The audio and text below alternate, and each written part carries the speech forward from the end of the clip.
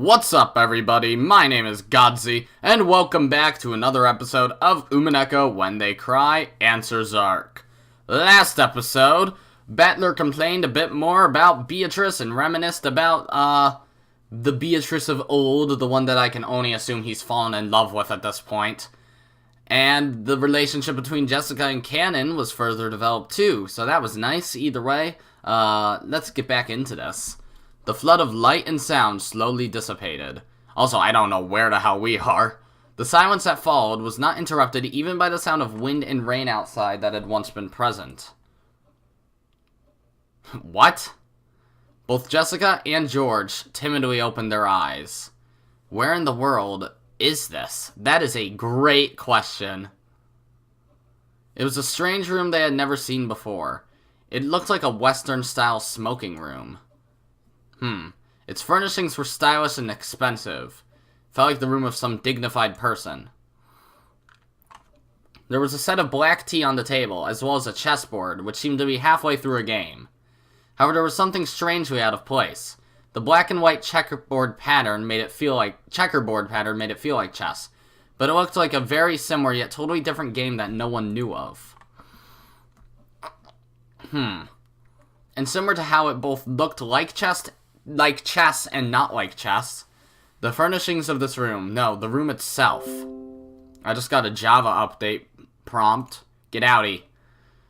Though it seemed like a Western smoking room, it also felt like something completely different. Just where is this place? Jessica and Kanon. And Shannon? Where's Shannon?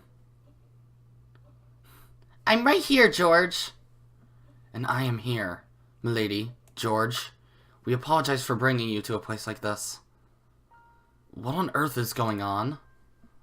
Just when Shannon took out something that looked like a butterfly wing, and it started shining. The same thing happened to me! Kanon took out this golden butterfly brooch thing. It started to sparkle, and... this is problematic now, ain't it? 'Cause...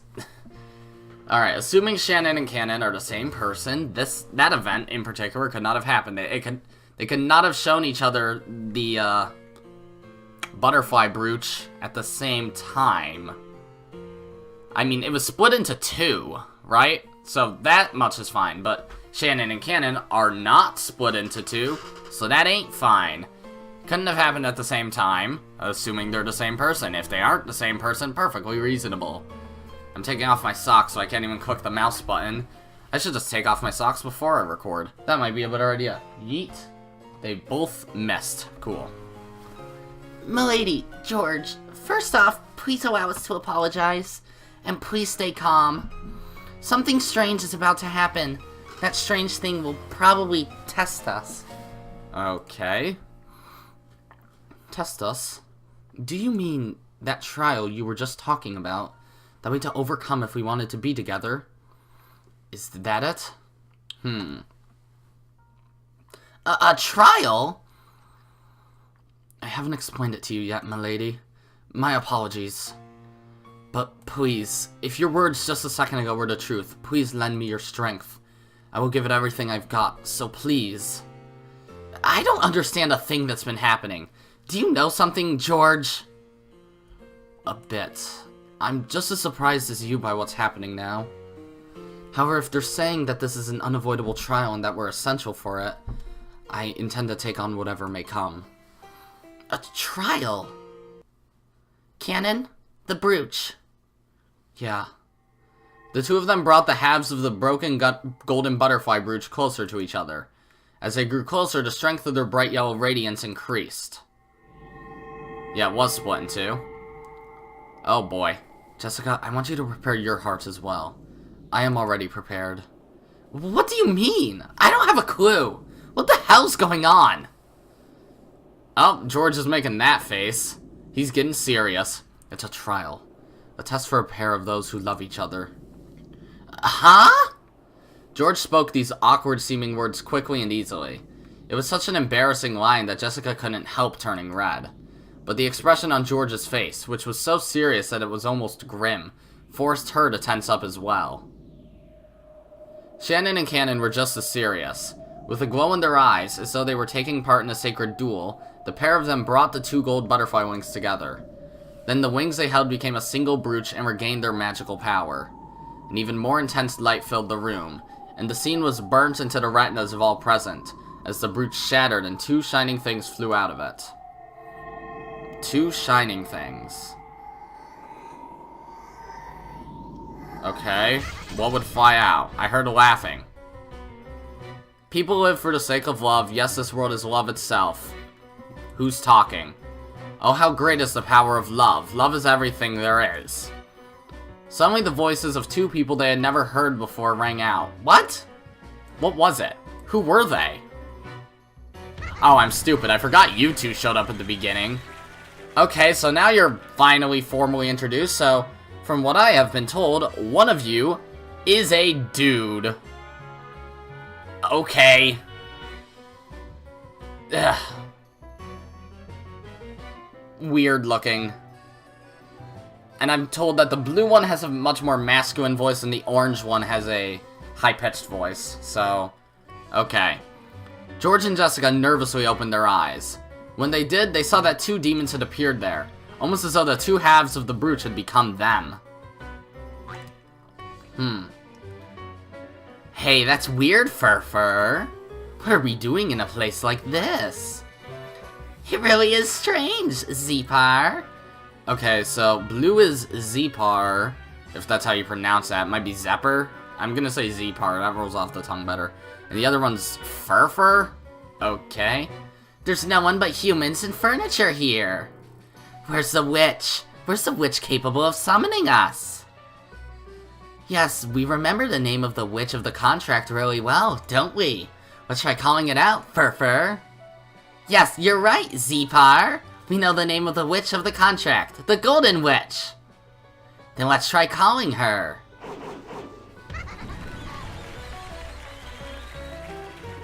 Beatrice! Okay. You 2 are acting like announcers. Are you in here at all? I didn't hear a raindrop, but I seem to be missing them a lot. They do not appear to be. Okay. Considering their exaggerated theatrical manner and their slightly comical style of talking, it'd probably be hard to comprehend their great power at this point. Okay. Is this on the game board? Oh. Okay. So it's the 2 Beatrices now. What's going on? All of a sudden there are 8 people in this room. And at least, okay, these 2 are the same person. Shannon and Kanon might be. I don't know anything about Zepar and Fur, but whatever. When the 2 demons called Beatrice's name, a cyclone of gold butterflies picked up throughout the room. Then it took the form of 2 golden witches. Ooh, there are 2 Beatrices. Well, there are 2 of us as well. Why shouldn't there be 2 Beatrices every now and then? This is my double and my little sister. And she has the most appropriate expression for what's going on in this room right now. We 2 are the same, and as a single person. Pleased to meet you. It has been a long time, Beatrice is. What? 2? Oh, okay. Am I dreaming? I feel the same. Still, it's too early to get dumbfounded. Unlike Jessica, George had maintained his composure even during this bizarre scene. After all, Shannon had already told him what would happen next. Demons of the contract, it has been too long. Zepar, and you too, Fur. Okay, do they get the same slot? Oh, no, they don't. Okay. Jesus fucking Christ. One's a dude? That's really weird. Okay, we'll read this one first since they seem to be the more... not necessarily the more important one, but the one on the left. Zepar, one of the 72 great demons, controls love and tests others through trials. Zepar bestows an ultimate defensive barrier of immortality upon the maker of the contract, giving them enough courage to unflinchingly face any wounds love might cause. A hunter of love who likes and preys upon tame boys, is of a different gender than Fur. Oh. One of the 72 great demons controls love and tests others through trials. Furfur bestows endless, inexhaustible, offensive power upon the maker of the contract, giving them enough courage to fearlessly overcome any barriers of their love. A trainer of love who teaches tame boys the taste of flesh is a different gender than Zepar. Okay, so you're not... I see, you're not gonna say which. Huh, either way they're both very feminine, but it's not like that matters. I mean, there are traps in fucking, like, every single anime at this point, and I guess... Well, Umineko, in this case, isn't an anime, but still it fucking managed to get a trap in there somehow. Go figure. Okay, so it says, a hunter of love and a trainer of love. Preys upon tame boys, teaches tame boys the taste of flesh. I see. So it's like, teaches them to be prey, teaches them to be predators. Interesting. That's really odd. Ah, long time no see. You seem to be in high spirits as always. But what a cute little sister you have. How about those teary, juicy eyes taste like white peaches? Well, I wonder. Almost went into the Beatrice voice. Even though that's Beatrice, so the wrong version of Beatrice voice. Zepar and Furfur lashed onto Bayato from either side, wearing strange smiles. Each movement they made was exaggerated yet polished, as though they were acting out a play. Leave it at that for now, demons of the contract. To think that tonight will be the last time we see that mischievous spirit. It will be dearly missed. The last time? The brooch, our vessel, has already been destroyed. In other words, her role is finished after this. Ah, yes, it has been fun, Beatrice. However, it was decided when the contract was made. It was decided that we must lend our power one more time before our final farewell. So this is truly the final miracle! Once is enough for the miracle of love. After all, eternal love will never be needed a second time. Okay then. These two are odd, and I'm not sure if I enjoy them as characters yet. There you have it, lovers. Those gathered here have been cursed to have unfulfilled love unless a miracle occurs. Your last chance is the power of the golden butterfly brooch, which can grant such a miracle, and like it or not, this chance is limited to this evening. This miracle can be given only to a single pair. I won't lose. Yeah, let's both give it our all. Shannon and Kanon exchanged serious gazes. Both had already readied themselves to fight for the sake of their love. I don't really get it, but I don't want to borrow the power of some strange demon. Jessica was finally starting to figure this place out. These demons were probably planning to pit her and Kanon against George and Shannon. Let me be clear, this is none of your business. Kanon and I can handle our relationship by ourselves. I shouldn't have to put myself in the debt of some bizarre demons. Milady, please listen. If we don't overcome this trial, we cannot be together. Jessica, accept it. This is the only trial that could possibly be imposed on upstart furniture wishing to be joined with a human. More of this stuff about furniture and humans. Don't butt in. This has nothing to do with us.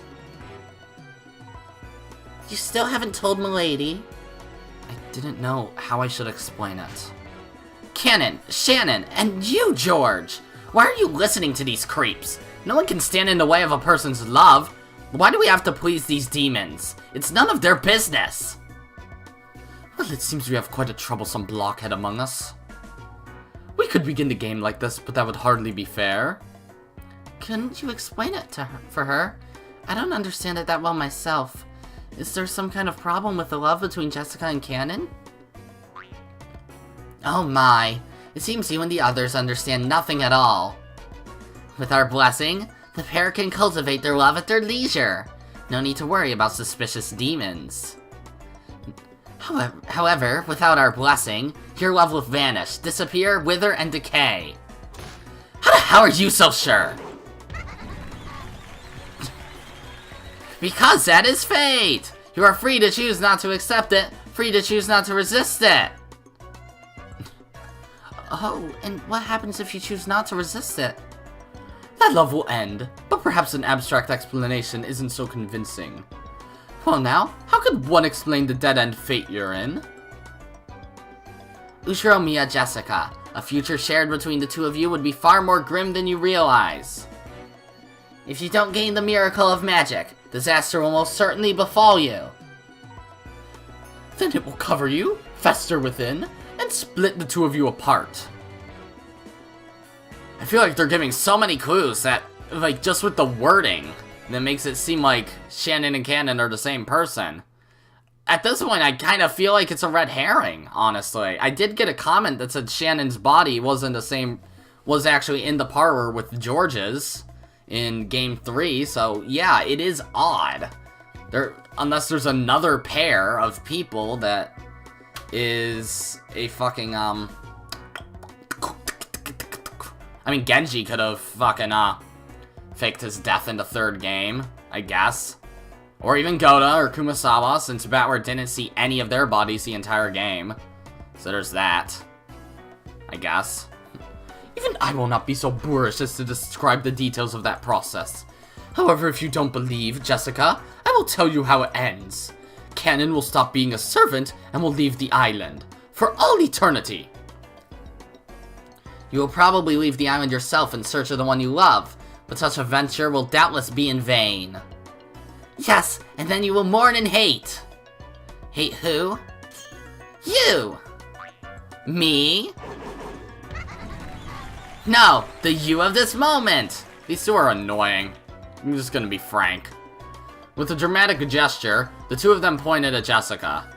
They were saying that if she left, the person left with regrets would be Jessica herself. What the?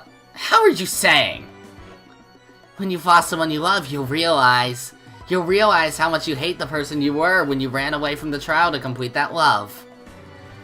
Yes, we're messengers from the you of the future. Please, at this very moment, take your love seriously and fight. And if you don't listen to the message of the you from the future, the foolish snake eating its own tail will keep on gulping. Okay, Ouroboros. The endless cycle of suffering will swallow you up, and you will simply vanish. What the hell? How are you talking about?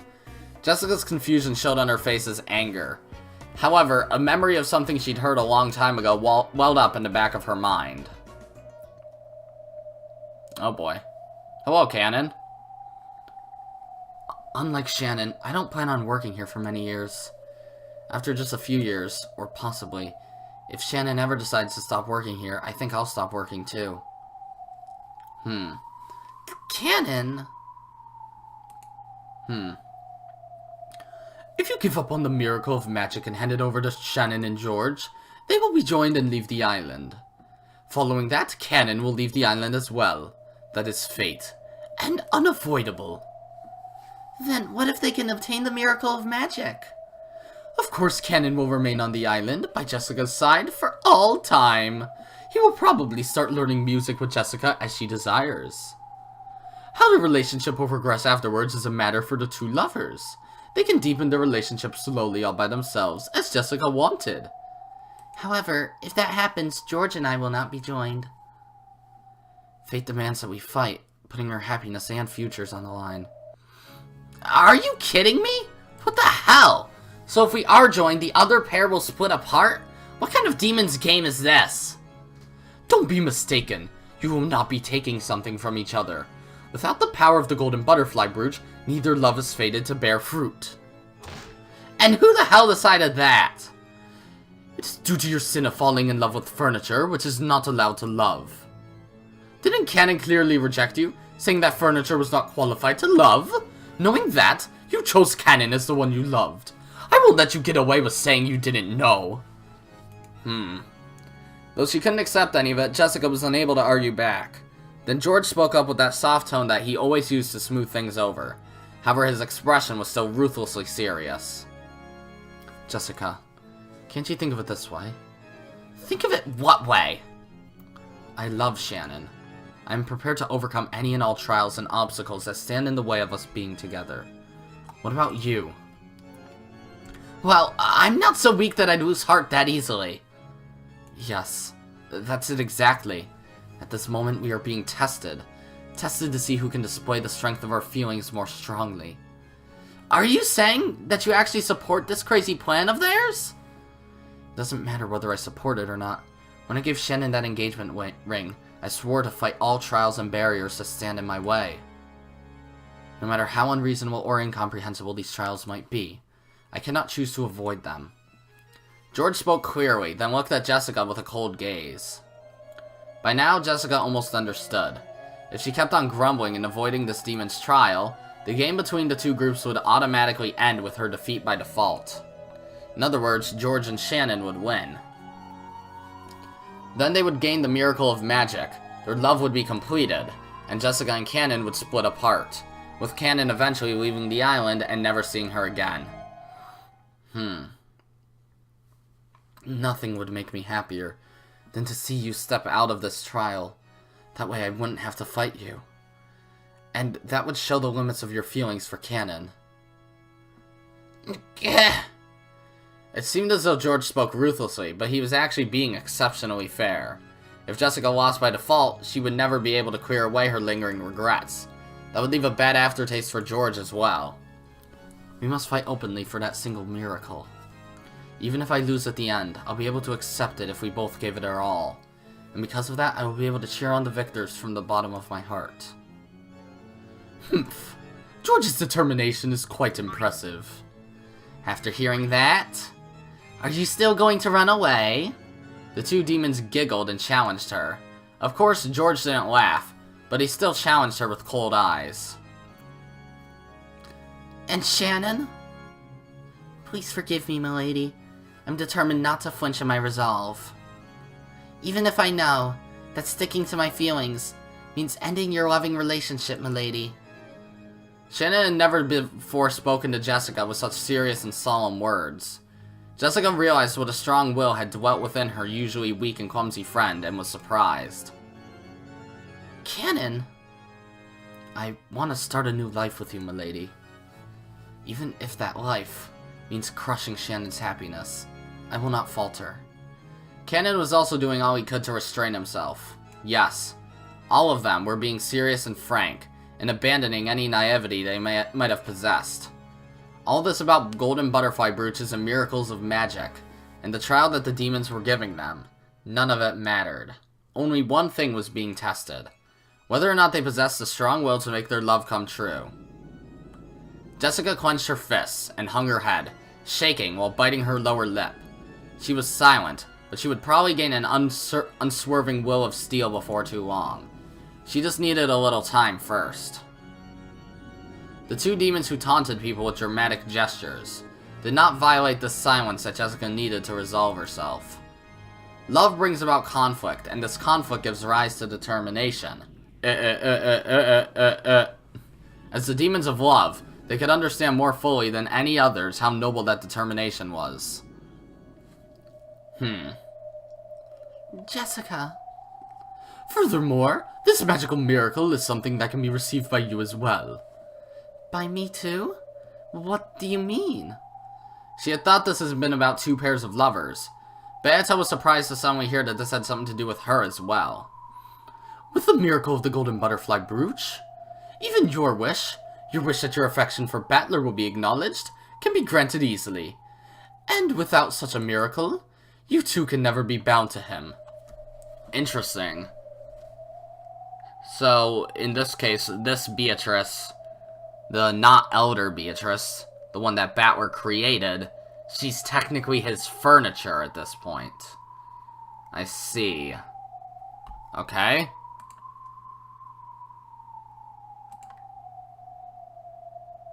But from a logic perspective in that case, like, is Beatrice a third personality to Shannon and Kanon, if that's even how that works? Like, that's weird. I mean, that if they perpetuate the Beatrice story, then I don't know. Is that? Because then why else would Beatrice have to participate in this? And is she participating by herself? I don't know. It's odd. It means you're no outsider to this either. To cut across the marshes of love. That is your wish, is it not? We will not make light of your wish. But wait, then that would mean Battler would know Beatrice. Like, as a human. I mean, that would be the second human Beatrice then, wouldn't it? Because there was the first one that, the first one that Rosa saw die, and then there's a second one that Battler knows. Obviously, I don't really have proof of that, I'm spitballing, but still, I was told that there is proof that a second human Beatrice could have existed, and, well, if this is the second human Beatrice, a third personality of Shannon and Kanon, then that Beatrice would also be furniture to Kinzo in that case, but Kinzo's dead. But still, furniture regardless. I guess technically to Natsuhi and Kraus at that point, because they still serve, but they don't know about Beatrice. And then, of course, they dress up as Beatrice, and yeah, that would explain why Maria knows Beatrice as well. But then you can just add as many personalities as you want still, but I guess in this case, that's about it. Like, I don't think you could bullshit a fourth one in there. Like, it makes some sense to add Beatrice as a third personality, but beyond that, not really much. And even then, it doesn't make too much sense to have Beatrice as a third, but whatever. Even your relationship with Battler will eventually fester and rot. No matter how much of a positive outlook you take, you know that this fate will eventually come to pass, barring some kind of miracle. Well, I would need an explanation from these guys, like, right now, that if George and Shannon get together, for example, then that would mean Beatrice and Battler cannot. Beato hung her head sadly. She hadn't wanted to lose heart from that cookie incident. However, it would have been a massive lie to say that it hadn't hurt her. The more she tried to get close to Battler, the more she hurt him. However, she had been born in order to get close to Battler. She was like a hedgehog freezing in the cold and bunching together for warmth. She had approached him because of love, and had been hurt for it. If you understand that much, entrusting your fate to a miracle may prove to be of some interest. As they say, an unbought lottery ticket earns you nothing. Zipar? Furfur! Let my little sister join in too.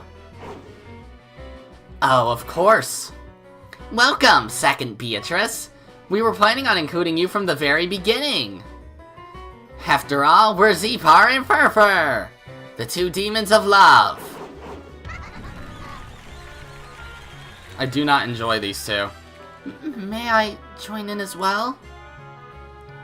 If you want to, I don't see a problem. I won't prevent anyone from entering. We'll win against all hindrances and make everyone celebrate our union. Of course, it's the same the other way around. If you succeed in love by defeating us at our best, then both Shannon and I promise to sincerely support the pair that wins. Right, Shannon? Yes, we will not lose. And even if we did, we would cheer you on from the bottom of our hearts. I see. I feel the same. I will not lose. Well, if there's no way out of this fight, let's show them what we've got. No matter what. Kanon and I don't plan on losing. You feel the same, do you not? Yes. If there's even a small chance that Father... no. That Battler will acknowledge me, I'm willing to put myself on the line. Well said! Good going, little sister! Zipar! Furfur! The actors have gathered. Then let's begin, Furfur. Yes, let us begin, Zipar.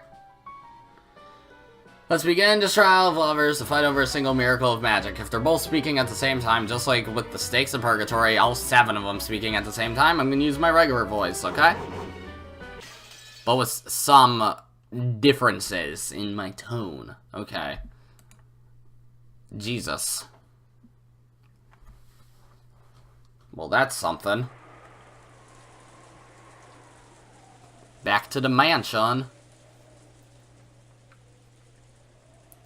Erica had returned to the room that had been given to her on the second floor of the guest house.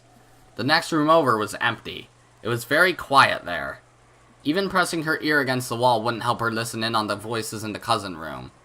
Even with hearing power boosted by the detective's authority, it would probably be impossible to make out anything.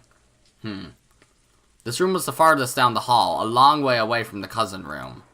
Interesting, so it's in a different location this time. And last time, my room was right next to theirs. I see. So he's placed my room farther away this time. Hello, Delaner.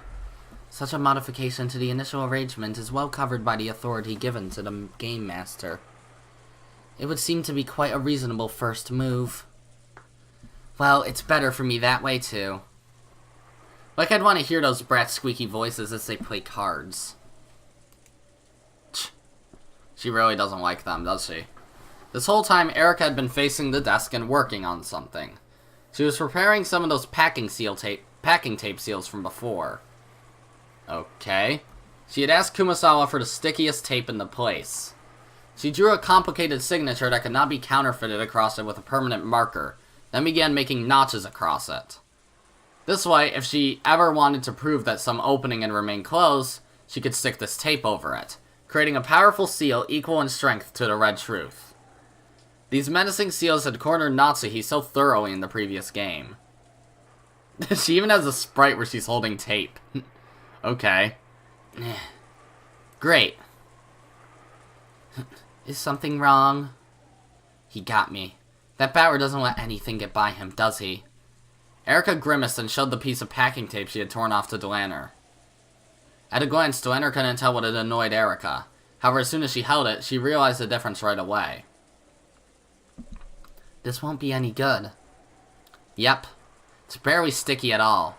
This won't reach even close to the Red Truth. Oh. Even packing tape can be of low quality, and it sometimes gets weaker with age.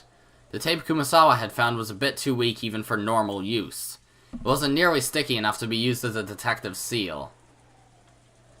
It is possible to tear it off cleanly. This cannot count as proof of a seal. I guess Battler isn't as totally incompetent as I thought. He probably tampered with all the packing tape on the island using the authority of the Game Master. Letting Erica get her hands on packing tape gave her a fatal weapon to use against witches. The previous game had proven this fact. And so, Battler had removed that weapon from the entire mansion. I see. Most likely. All possible substitutes for packing tape have also been tampered with. Probably. Well, it isn't really so bad. At least this way, I won't have to look like a fool crawling all over the outer wall in the cold rain. Erica tossed the packing tape aside carelessly and flopped spread-eagled onto the bed. Anyway, waiting calmly for the crime and smoking a pipe is also part of a detective's role. I doubt you'll have any role until the first twilight begins. So why not vanish off somewhere and take a break? Phone ring. I can imagine that just the sight of my face is tiresome for you. I do not smoke. I am just a kid. Oh, really? I wish I could. Well, only if it really is as refreshing as smokers claim. Doubt. It seems that you are not in high spirits. Does it look that way? Erica answered lazily, still looking up at the ceiling. That in itself was half an answer. The silence between the two was filled by the sound of the wind and rain. It was so quiet that the sound of the ticking clock rang out clearly. Oh boy, what is next? I'm trying to talk over the answering machine because it's so goddamn loud. It's still going. Whatever. Lady Erica, may I ask a question? Depends on what it is. Answer's probably no, though. Oh boy. Well, we're just killing time anyway. What is it? Maybe Erica was bored too, or perhaps the sound of the rain was making her sentimental. She agreed to listen to Delaner, which was very unlike her. Why? Why do you hate magic? Ah, you mean that thing downstairs with Maria? It was merely a foolish trick to deceive children. Everyone knew that. Was it really necessary to go so far to destroy that illusion? I cannot understand. Erica didn't need Delaner to tell her that it had been a childish fight. Well, I am a self-proclaimed intellectual rapist. I can't stand having magic confuse the truth. So you feel pleasure from exposing that? I sense a different emotion. A different emotion? What's that? To me, it feels less like pleasure, and more like a different, negative emotion. Ha! You really are a murder doll, aren't you? Even your eyes are like knotholes. My apologies. Please forgive me. Erica rolled over grumpily, turning her back to Delanner, so Delanner couldn't see her expression. Even so, for some reason she could guess that this completely unobserved expression was one of pain. Interpreting this to mean that Erica wanted her to go away, Delanner gave a bow and made to leave. Then Erica suddenly spoke. The words seemed so utterly out of place that Delanner doubted her ears, and she had to ask Erica to say it again. What did you say? I love you. Okay. It really did seem utterly out of place. Delanner wanted to see what Erica really meant, but the latter still had her back turned, and her face was out of sight. Thank you very much. I was going out with someone else a while back, but we've completely broken up. Okay. The others might say things out of envy, but please ignore them. I'm gonna devote my whole life to you, so I want you to do the same for me. Let's find happiness together. So this is genuine? I thought you were just being platonic. Delanner avoided asking what she was talking about and stood there in silence. For a while, Erica kept on dully and emotionlessly repeating soppy phrases that might have popped up in some shoujo manga. Then, unexpectedly, she once again followed up with a complete non sequitur. A new wallet. What? Of course, she had no idea what Erica was saying. However, with her back still to Delanner, Erica kept on saying disconnected words. A strange cat keychain. A type of cologne that didn't suit him. A music tape that's not his style, which he said he borrowed from a senior at the theater. His senior was asking, so he had to go. He suddenly got a new part-time job. He said he was talking with a friend on the phone who just wouldn't hang up. Made too much curry. Went to theater practice more often. The way he folds paper towels. Thanks, I've already eaten. He knew more about cosmetics. Sorry, I was sleeping. The toilet seat was left down. He spent the night over at his stage friend's place. My acting friends had a party here earlier. Someone must have left it behind. The drain and sink were cleaned out. Receipts and point cards from places he never goes. The muddy soles are evidence that you went out on Sunday when it was raining. That matches the strange symbol on the calendar. None of your theater friends have hair this long. That's a leading question. How do you know the plot of a movie you haven't seen yet? Evidence, circumstantial evidence, observation, surveillance, tracking, tailing, information gathering, wiretapping, asking around, questioning. This is really weird. This is really out of nowhere, in fact. I get that this chapter seems to be about love, but now we're going over, assumedly, one of Erica's failed relationships. Okay. And what, she, basically proved all the bullshit he was doing? Wow, okay. I found tons of evidence that I loved you. I found tons of evidence that you loved me. But I can't find any evidence that you haven't been cheating on me. Ah. Give it a rest. If you love me, then trust me. If you can't do that, then you don't love me anymore. How could I love someone like that? Oh my fucking god. That text went super fast. I'll treasure you for all my life, and I want to do well in theater just as much. You said you like seeing me act, right? So why are you telling me to stop acting now? Why do I have to choose between you and acting? What's wrong with you? I'm seriously worn out, okay? Come on, if all we do is fight when we see each other, maybe we both need some time to cool off, okay? I need to concentrate for my next performance anyway. This girl working with Senpai suddenly said she wouldn't be able to perform. I need to rewrite the script by tomorrow. I don't have time for this. And anyway, if you really find it that hard to trust me, we're through. Stay away. Just go home, bitch. I don't love you anymore. Don't cry, damn it. It's disgusting. Just die.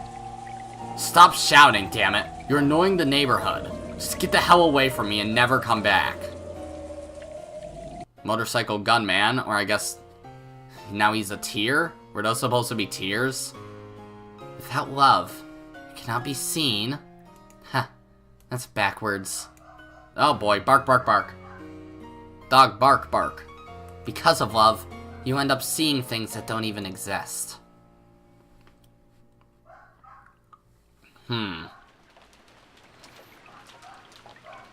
It's nothing more than an illusion.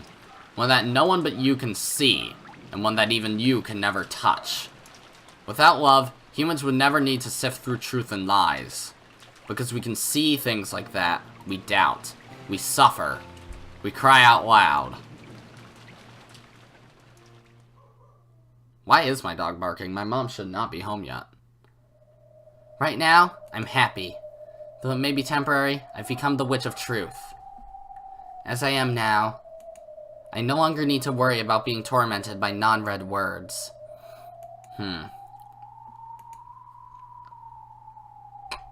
That's odd. What about you? How would you have countered my endgame? How would I? Sorry, those are spoilers. Oh, come on, it's been a couple weeks. That useless man couldn't have played the part of my opponent in that game. I was wondering how you would have countered it. Oh wait, it's not the Lantern talking, it's Erica. That useless man couldn't have played the part of my opponent in that game. I was wondering how you would have countered it. Oh, she is home. What? Okay. Duenna was suddenly thrust into the position of Erica's opponent. In the Witch's game, she had once challenged that man to. Duenna shared in the fragments of Erica's past and was made to grasp the full situation. The board was reproduced in full inside their heads. The situation was one-sided. Erica's side had constructed a blue truth based on countless bits of circumstantial evidence, had turned all of those into pieces, and was already cornering the opponent. For some time, Duenna thought in silence, and announced her by-the-book response. First move. I demand that you provide evidence that I have been cheating. What? Counter with the blue truth. I present 84 points of circumstantial and physical evidence. I thought you were talking about the fifth game with how Erica cornered Natsuhi, not Erica's past boyfriend or girlfriend, whichever one she's into. Counter with the blue truth. I present 6 points of circumstantial and physical evidence that I still love you. Good. Blue and blue cancel each other out, but the number of pieces used to construct each is overwhelmingly unbalanced. When both opponents meet with the blue truth, the decision is almost always based on which side has more pieces of evidence, regardless of the actual circumstances. This is especially true in the human world, so by the standard rules, Erica would win. First point to me. Your next move. I will attempt to switch offense and defense. I ask that you, Lady Erica, provide proof that you are not cheating. Perpetual check. That's a forbidden move, since it would result in an endless repetition of the same question going both ways. Then I frankly declare that, despite a lack of proof, I still love Lady Erica even now. That's not red truth, so it's invalid. Even if it was red, that'd be a stalemate. After all, I'd have no move to counter with. Duenna remained silent for a while. Then she quietly responded to Erica's moves until they reached checkmate.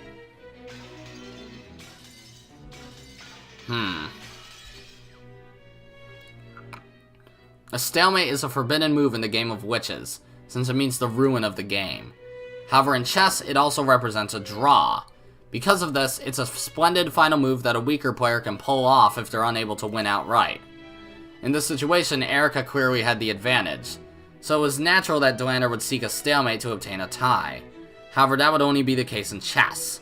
In the game where witches fight over the truth, it's a forbidden move. So it was already checkmate from the very beginning. Duenna had no way to turn the game around.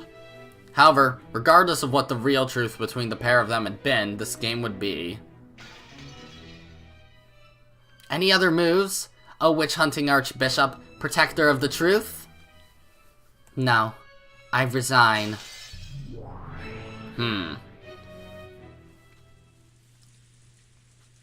See? There you go. Erica had succeeded in crushing her opponent with the truth she espoused, that her former boyfriend no longer loved her and was cheating on her. So former boyfriend, okay. Her opponent had no way to argue back. After all, humans are not allowed to... Don't know what that says.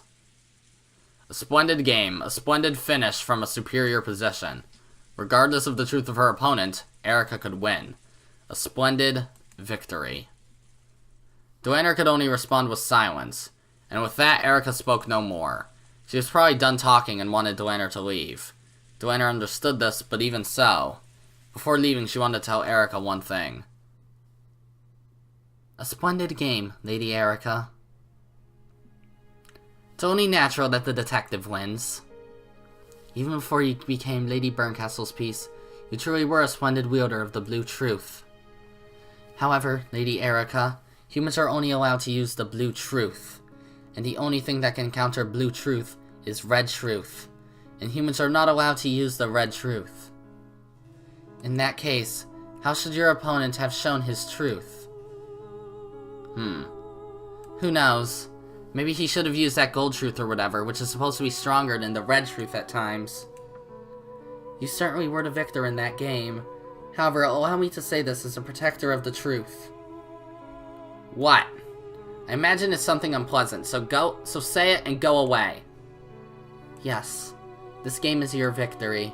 However, you still have not denied the 6 points of blue truth evidence I used to claim that I still love you. Even you are human. You cannot use red truth to deny those points. Later on, I used the detective's authority to have all 84 points transformed into red truth.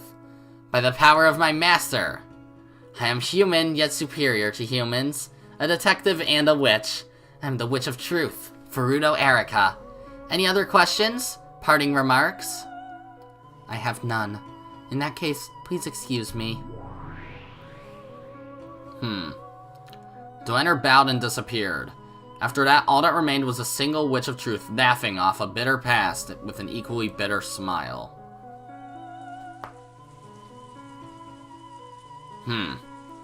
Judging by the bedside clock, it was almost exactly 2400. Okay, guess I should get a little sleep. The curtain is finally opened on the second day, October 5th. I wonder if this round's murders are happening somewhere about now. I hope our victims leave us some interesting dying messages this time. What are you doing laughing? Go to sleep. Who are you? I'm you, except a cat, and also from a different game, and also male. I see. Odd. Wait, you shouldn't exist. Cats can't be humans. Cats can't talk. But say it, my master. Red truth. I'm not going to. I really don't care. Why?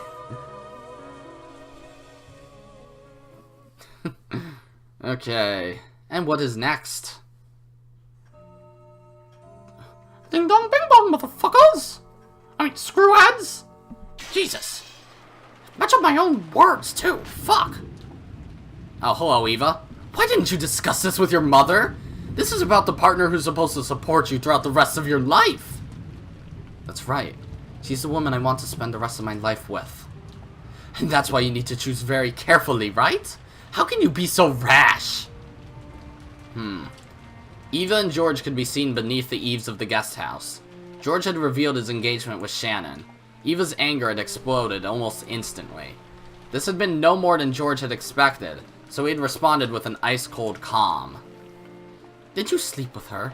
She told you she was pregnant to force you into a marriage, didn't she? How rude.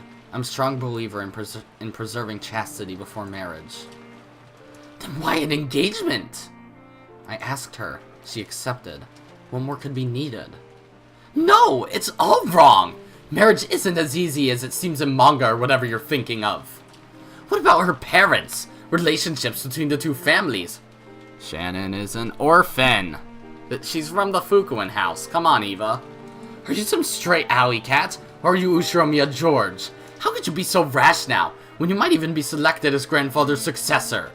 Why didn't you consult me? I'm consulting you right now. No, not consulting. I'm just reporting. I've never counted on being selected as grandfather's successor. In fact, I'd rather refuse if it did come to that.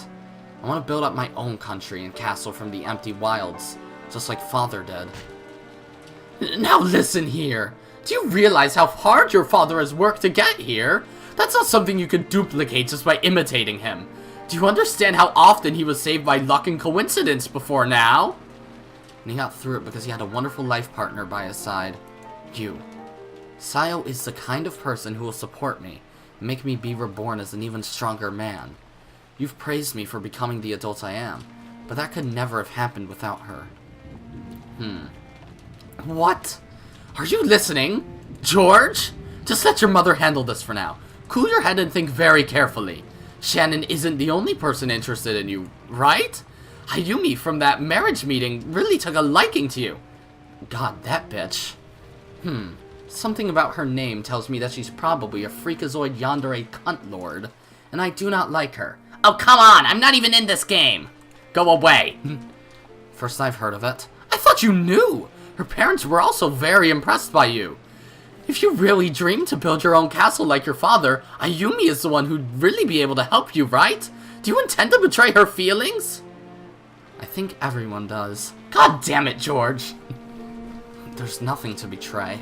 There was never any special relationship between Ayumi and me. We just had a marriage meeting and our parents got all fired up afterwards. They made us go out together several times, but we never even looked at each other. Ayumi's a well-bred, modest woman, isn't she? She just couldn't look at you because you're a man and it would be embarrassing and ill-mannered. If you can't feel anything from her unless she looks at your eyes, then just tell her that. I'm sure she'll look at you in the future. You want me to marry Ayumi because it will benefit you. You aren't pushing that engagement for the sake of anyone but yourself. Stand up to Eva, yes! She kinda deserves to be knocked down a peg. George! How can you say that? Have I ever failed to think about what's best for you? I haven't, have I? What is a parent's job? It's to look after the long-term welfare of their children, right? We've been looking down upon your entire future from a great height. Also, phone ring again. I thought my mom was home. I guess she left again. To get my brother, assumedly. And from our vantage point, we can see that you're letting your momentary youthful emotions lead you down the wrong path. That's why I'm saying this, even though I know you'll hate me for it. If I didn't care for you, we wouldn't be having this fight. I'd just tell you to marry whatever strange girl you like and leave you be. You hear me, George? Leave this to your mother. There's no need for you to meet with Shannon anymore. We'll take care of everything for you. Don't worry. We won't do anything bad to Shannon. After all, it's thanks to her that you've grown so much. We won't forget that, so leave the rest to us. George. Sometime during Eva's rage, tears had started to drip from her eyes. As though those tears had caused him to hesitate, George turned his back and sagged his shoulders. Even George is a child of man, after all. Thanks, Featherin. Though he understands that marriage requires nothing more than the love of two people, he can't get over his desire for his parents' acceptance. And so he is trapped between the tears of the mother who has always helped him and the fiancé he chose. Or is he? Oh, okay. I think that's about enough. Huh? All my life, you've done a great job raising me, and I'm grateful for that. When I have children and become a parent, I'll become a parent like you. Sort of bitchy and overbearing, but at least respectable enough to the point where I don't hit my 9-year-old daughter. Oh, George! Rosa doesn't deserve that. Wait, we know about Rosa abusing her child? Oh, great. Fun. I'll be the kind of parent who's most worthy of respect in the entire world. One who can truly fight for his children's sake. George!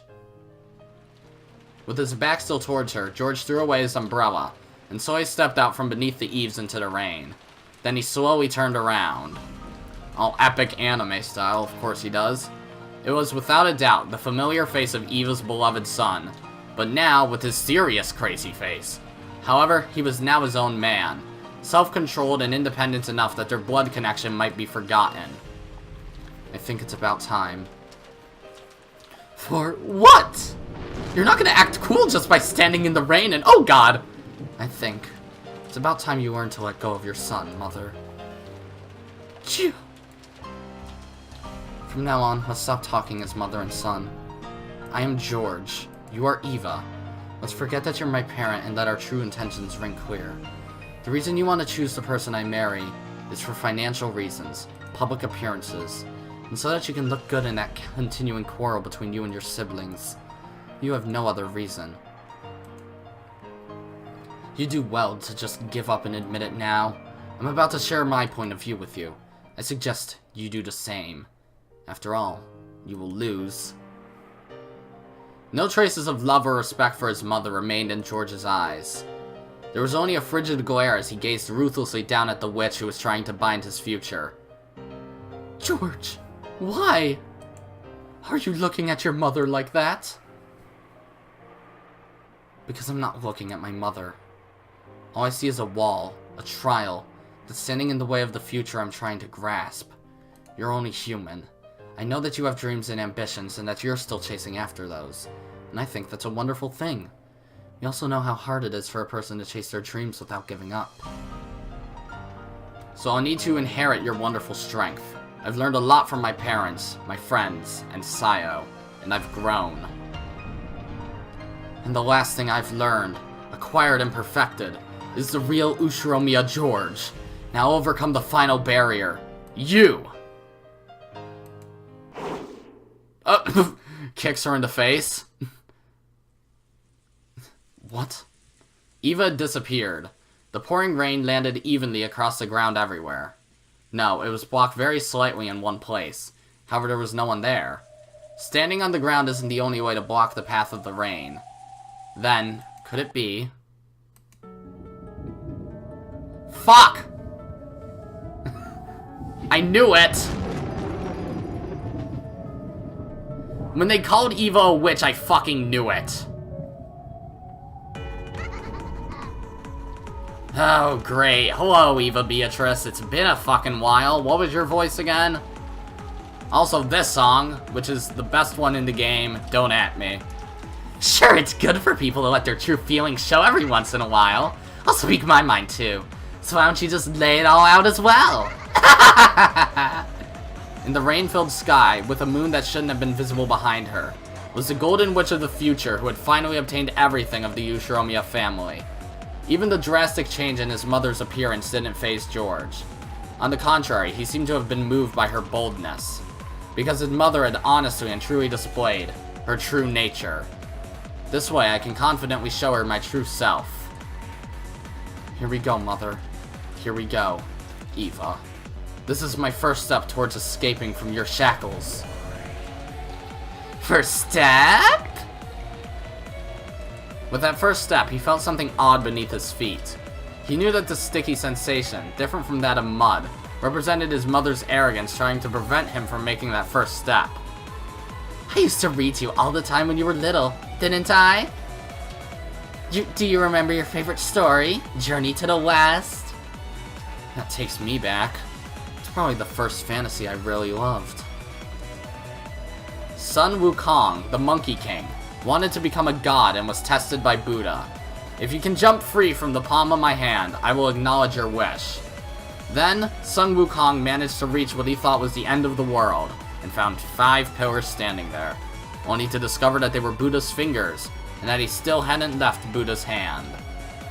And you're likening this to my first step, me declaring my intention to break free from you. Your resistance, your conflict, your anguish and self-restraint, and everything else. All of it is a road I once traveled down. This first step of yours is so trivial that, when compared to my life, it just gets gobbled up. How long are you gonna look away? If only you just look at your feet!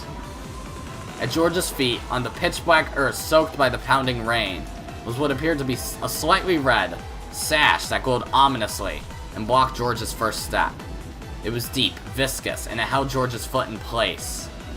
From Eva's perspective, as she gazed down from the sky, it looked like a vast red spiderweb that radiated out with George at the center. I knew Eva Beatrice would show up again at some point, since I saw her in the opening. That's right, this is me. This is me, being tied down by countless studies, and raised for the sake of your ambitions. No, that's not it. Let me put it so you can understand. I'll show you. And then you'll realize the truth! The vast red spiderweb on the ground scooped up George as easily as scooping scum out of a pot. Then it lifted him into the air like a deer caught in a net and swung him about. Laughing insanely, Eva was as innocent and cruel, as a grade schooler, heavily swinging about a bag filled with her gym clothes. Oh, there's a CG. Hello there.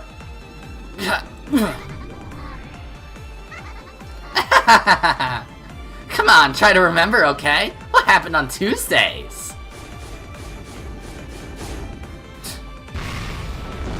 Ow. Ah, not this place again. Where are the black holes? I remember. That was piano lessons. I still cringe whenever I hear I stepped on the cat. He did violin in kindergarten. That's the sort of instrument you'd expect smart kids to play, right? But you didn't seem to have the talent, so he switched you over to piano. Jesus Christ. Ow! Stop throwing me. Then, do you remember what you did on Wednesdays? I remember. That was the day I had cram school. It was so far away, and a real pain to have to travel to. And Thursdays? Not again! Ah! Ah, here. Great. Oh boy. That was the day for supplemental lessons.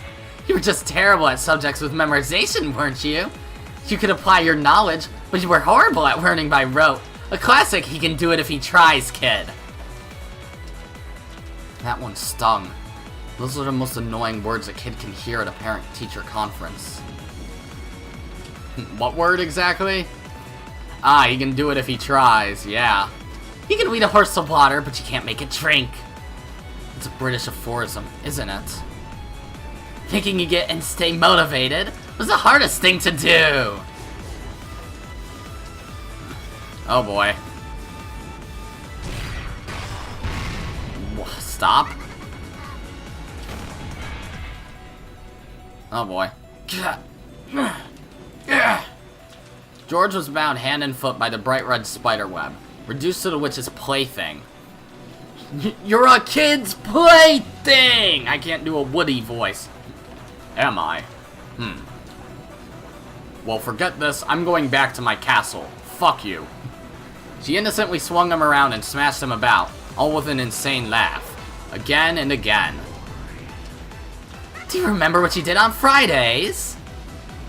Of course. As far as after-school lessons go, that one was pretty unique. The school you go to with your parents can be trying in more ways than one. Don't buy your child a fishing rod, go fishing with him. You certainly like British education theory, don't you, Mother? Ugh! That school was hard on us parents, too. But for you, it was the most effective one. The monthly fee was high, and it was a pain to have to spend Friday nights there every week. But it did more for you than anything else. That's when I realized. Kids don't grow unless their parents watch over them. If children are sprouts, then parents are the sun. No plants will bud, and no flowers will bloom without the sun. Calm down. Still bound hand and foot, George was thrown, slammed, and smashed. He could do nothing. He was still like Sun Wukong, unable to leave the palm of his mother's hand. However, since he wouldn't surrender, he could still show resistance at any time. And what about Saturdays, huh? That's when the tutor came. He came to our house, which made it much easier, right? It was a pain having to invite some other person into my own private room every week. I hated the smell of sweat left behind when he left, so much that I can still remember it. He was a wonderful teacher who drilled a scholarly attitude into you. His monthly fees were on par with a lawyer's consultation fee, and it was well worth it. Then, on the Sundays and Mondays that followed, I didn't have any extra school and could finally rest. How ironic. Have those extra classes from Tuesday until Saturday held me down all this time? I really am just like Sun Wukong. Yeah, if you're arrogant enough to think that you can escape from the palm of my hand, you'll be crushed by Buddha's 5 mountains. Sun Wukong, who wanted to become a god, was crushed by the 5 mountains of fire, water, wood, metal, and earth, and sealed away. These are the 5 elements that the days of the week, Tuesday through Saturday, are named after in Japanese. Ah, I see. Okay, I'm fine. Only now did George, who had always admired Sun Wukong, recognized this greatest of ironies. Just like Sun Wukong, you need to reflect upon and be punished for your arrogance. If you can show that you're willing to reform yourself, I'll release you. That's not being released, it's brainwashing. Ugh! There's no need to think about anything. Why not just leave everything to Mama? I'll decide everything for you. That's the best kind of life for you. Oh boy. Okay. The webs are kinda extra, Eva, you realize that, right? I found the most intellectual woman in the world, willing to devote herself to you entirely. I'll arrange for all of your successes, and even prepare the roads leading to them. And eventually, you'll be chosen for the highest honor in the Ushiromiya family, the position as successor of the headship. Only then will you begin your true life. The first step. Don't make me laugh. You still haven't even been born yet. This isn't my web that you're caught in. You're still inside my caring, nurturing womb. Gross. Don't say it like that. This is supposed to be his trial thing, right? Or something like that? I don't fucking know. To prove he loves Shannon or whatever. George was slammed against the ground over and over. It was a heartless atrocity, unlike anything one would expect a blood-related son to receive. However, in Eva's eyes, perhaps even this was a sign of love for her precious son. Sure, if you're psychotic. The human-shaped lump of flesh wrapped in the red bag was slammed over and over, then thrown high into the air, where it was caught in a massive spiderweb in the sky, still covered with fresh blood. While he hung there as though crucified, George didn't even twitch. If he'd had some power to resist remaining to him, the red web pinning him there would have held even in that check. The rain, which had been falling non-stop since the beginning, quietly tormented and pitied George. Be sealed by the 5 mountains and cool your head. I'm not telling you to stop because I think Shannon's a bad kid, okay? She's a great girl, one who gave you the chance you needed to grow up. However, an ill-considered engagement is a different matter entirely. The issue has nothing to do with some failing on her part. Understand that. It's 'cause she's a servant, and you're not. Is this George? Blame the problem, not the peer. Right? That's another British saying. I really did raise you to be a smart kid. Now, I am raising you. You're still inside me, right? You need to be nurtured a little longer. Okay, that's enough punishment, so apologize to your mother. The spiderweb released George reluctantly. Then it threw him to the ground beneath the cloudy sky. Thank you, Mother. It was all George could do to get up on his hands and knees. Though he wiped the mud away and stood his ground, he still couldn't raise his head. Everything you've done so far, you've done for me, haven't you? Thank you. Thanks for everything. That's right! You must hate me now. But one day, you'll thank me. I'm sure you'll understand how much I loved you. Being bound by all those extra classes from Tuesday until Saturday. That's a sign of how hard you work to raise me to be an excellent man. That's another British phrase. To cover a child in blessings is the greatest education of all. Thank you. In return, I'll give you a British saying. Fucking die. What's that? Even if you strike all the trees in the forest once with an axe, you will not fell a single tree. And what does that mean? I lived, bitch. Maybe this one is clearer. To spend too much time in studies is sloth. Francis Bacon. The man, drenched in mud and blood, straightened his crooked glasses and slowly stood up. Though he was covered in filth, his appearance had a divine quality to it. Something that could only appear on a self-controlled man, not one who had merely been dozing in his mother's amniotic fluid. I cannot count the number of things I've learned from Sayo. She taught me courage and chivalry, how to be ambitious and witty and humorous and just a little stylish. It's ironic. Almost all of the things you say are so wonderful about me didn't come from you at all. Oh boy. George, are you still? Time to get back in Mother's womb. I'll nurture you in a sea of warmth once more. Eva Beatrice, this is why, you're not exactly a good person. Or non-person, I suppose. As Eva howled, a bright red spiderweb appeared at George's feet once more and tried to scoop him up into the air again. However, at that instant, a powerful magic circle could be seen in the area surrounding George for just a moment. Oh boy. Faster than he could be scooped up by the spiderweb, George jumped, and with a sharp kick of the heel and a magnificent forward flip, he cut the shackles of that spiderweb apart. With a kick? Sure, kick a spiderweb. Jeez, this is... Chapter 6 been giving us a lot of good lines. Not cut the cheese. Fold the cheese. There was something else Erica said, I remember. I mean, she has some of the most ridiculous lines in this in general. But now we have kick the spiderwebs. What? That smooth movement proved that he had possessed the power to escape from those shackles all along. He had willingly allowed himself to be bound by that web. Everything I owe you for what you've done, I've paid back now with pain. Thanks to that, I think I'll finally be able to leave the nest for good. You really do need these every now and then. Fights between parents and kids. George, why must you disobey me so completely? And with a little girl like that? It looks like you really do need to let go, Mother. Maybe it's about time. Time for what? It's about time. Time to start fighting back. Oh boy. The curtain of spiderwebs that Eva shot out in defense were all too slow. George weaved through them in one instant, and the next, he was right before her eyes. Ah! Oh boy.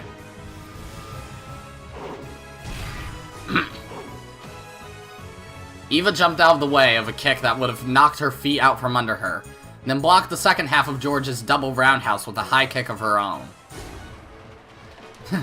Nothing personal, Mother. I guess there's one thing I can thank you for teaching me. Oh, and what day of the week was that? It's the martial arts training we focused on during long breaks from school. Oh boy.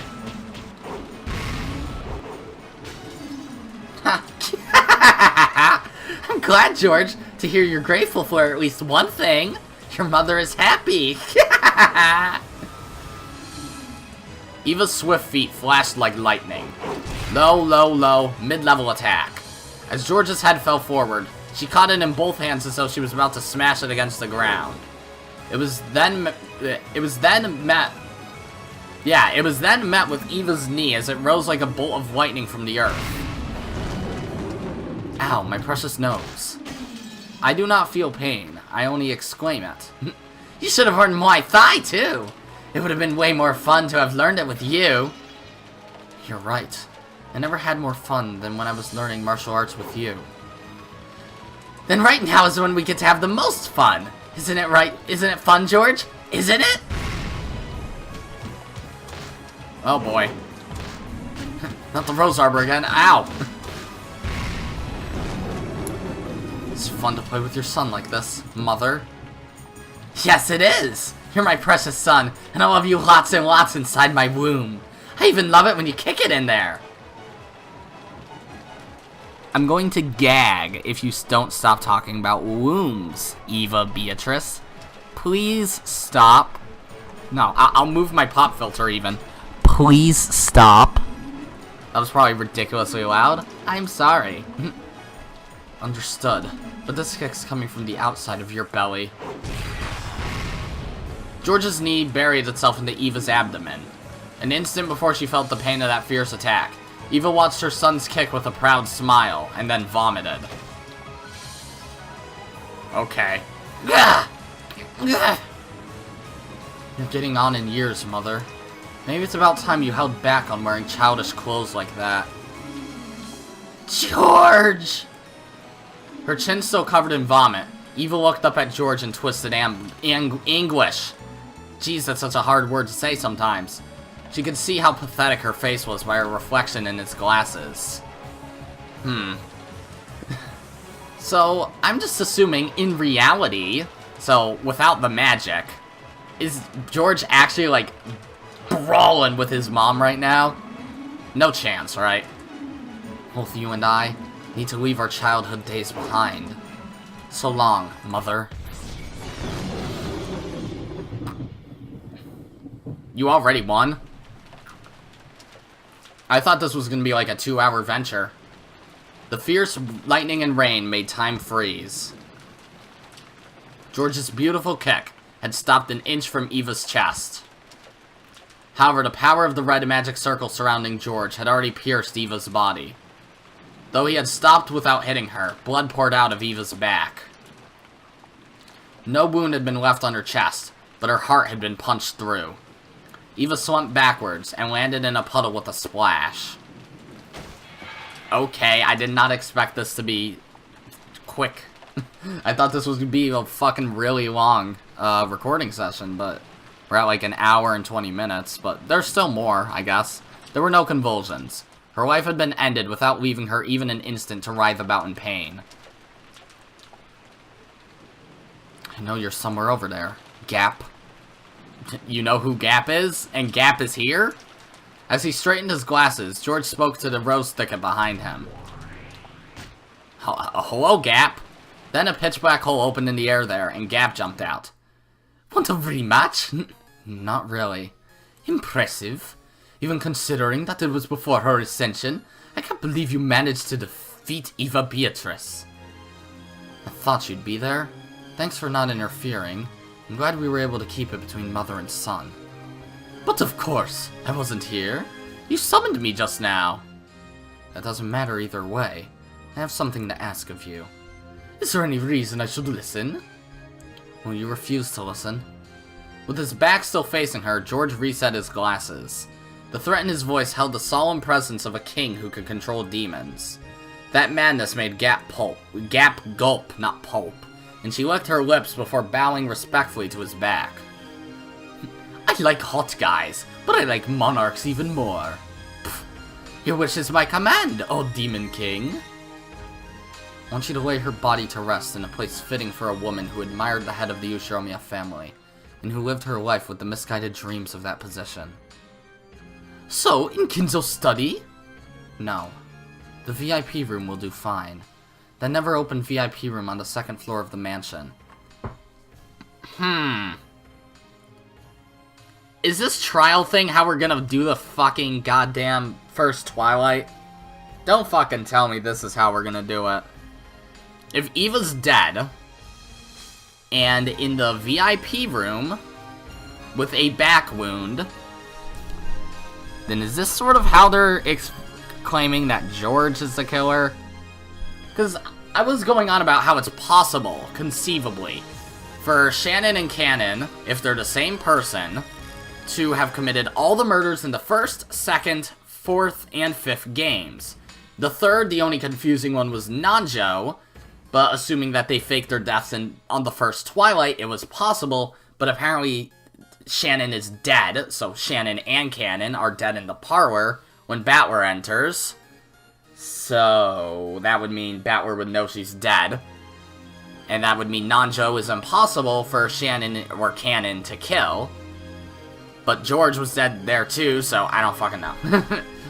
I was thinking, like, despite all that, Shannon and Kanon, even if they're the same person, they don't have to be the killer.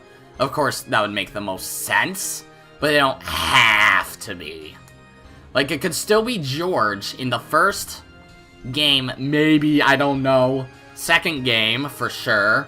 Parts of the third game. Even though Eva is the killer for the most part in the third game.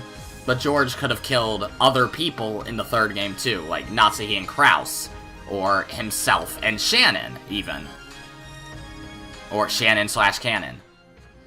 And the fourth game's obviously possible for everyone. George, I don't know about the fifth game. I mean, he died in the fifth game after all, but he still could have killed Hideyoshi and then gone and killed himself. And that wouldn't have conflicted with the Red Truth, I don't believe. Oh well. Ah, that room. As you wish, your majesty. Gap approached Eva's corpse and lightly tapped the ground with her right heel. When she did, a large hole opened up, swallowed both Gap and the corpse, and closed. Alright. Coughing still.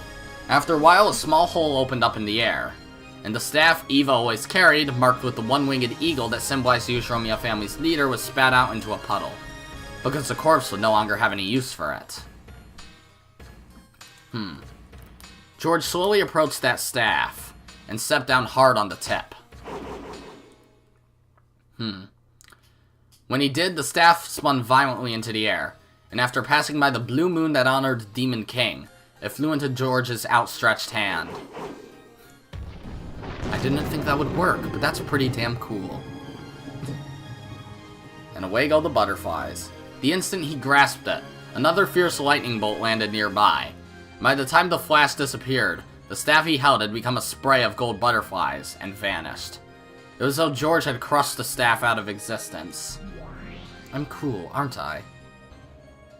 Oh boy. Vines. Oh, and now I finished my part. I'll let someone else have a turn. I can't believe you attacked your own mother. It's the person who loves you first in this world, and the last one you have to separate yourself from. That's what it means to leave your home. This is the courage I need to show to take Silo as my wife. So is Jessica gonna fight Natsuhi then? Are we gonna get a Natsuhi, Beatrice? Doubt. George. Bravo, Ushiromiya George! An excellent start. Even though it was just within the game, even though it was just a piece, I didn't like having to kill my mother.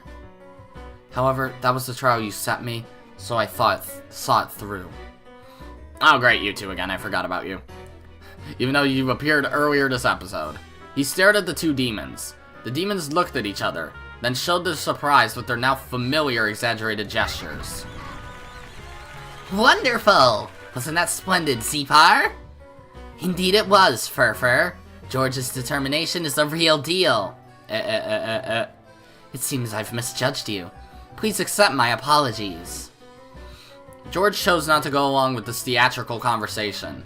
He just quietly looked down upon the game board, found the piece representing his mother, which was right next to his, and tipped it over. This was the trial that Zepar and Furfur had set for him, so that the love of the pair will stand true. Offer up the life of one person by your own hands. Oh, it was similar to that trial during Beato's games, where they were given 3 options as part of a test to select the next family head. Ah yeah, that test, I remember that. However, a pair of lovers will never abandon each other's lives, so they were automatically left with the option of sacrificing the life of another instead. In fact, it was merciful that they only had to choose the life of one person other than themselves instead of all. And besides, it only meant taking those lives as pieces on the board. I see.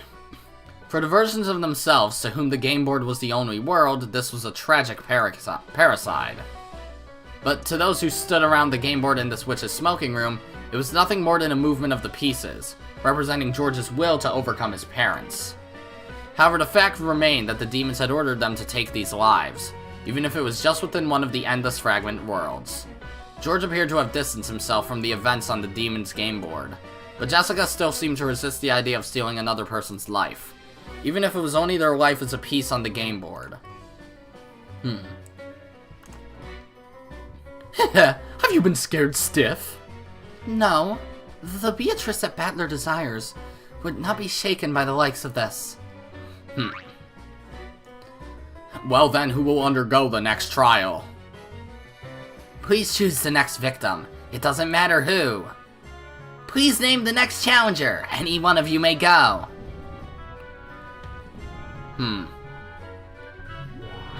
If no one speaks up, that means I win, doesn't it? Yes, that's right! If so, congratulations, Ushiromiya George! The key that leads to successful love between you and the one you cherish. We will now proudly grant... Hold it right there! I'm assuming Jessica. Yep. As the demons delightedly named George as the victor, they were interrupted by the next challenger. Jessica? I'm up next. Okay, I'll do it. I'll show you that I'm serious about Kanon. Okay. Shutter. The current time is 12:07.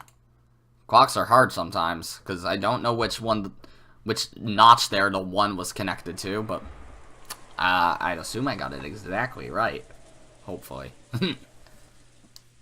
Alright. So, I guess that's going to be it for this episode, guys. Slightly longer one, about an hour and a half. Not a big deal, though. Either way, yeah, that's going to be it for this episode. If you liked it, be sure to press the like button. And if you didn't like it, fuck you too. Remember to subscribe, follow me on Twitter, and hit that notification bell to stay up to date on all my videos and stuff. And as always, my name is Godzi, and I will see you all next time. Goodbye!